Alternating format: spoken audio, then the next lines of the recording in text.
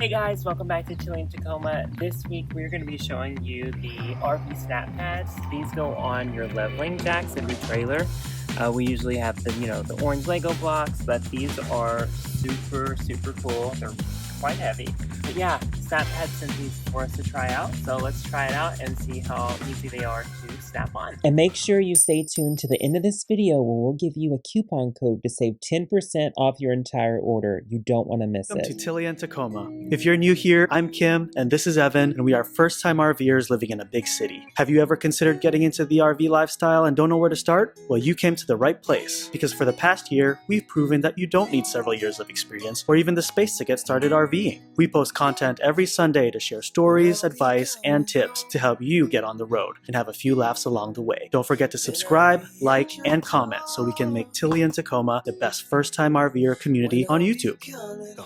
You're just going to place the SnapPad just like you would the orange Lego blocks that you normally would put under there. And the way it works, you're just supposed to lower down your stabilizer jack, make sure it's aligned just properly, and then it's supposed to just snap on in there.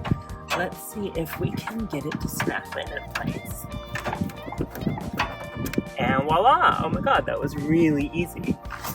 They say that you can use dish soap to lubricate it, but we had just lubricated our stabilizer jack, so it looks like there was already enough on there, and we didn't even need to use any dish soap, so that's pretty cool.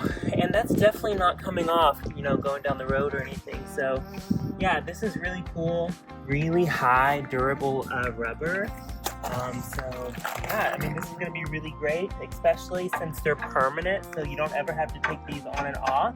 So you just simply lower them down and you're on your way. So yeah, that was really impressive. That took us only about 30 seconds to get that all set up.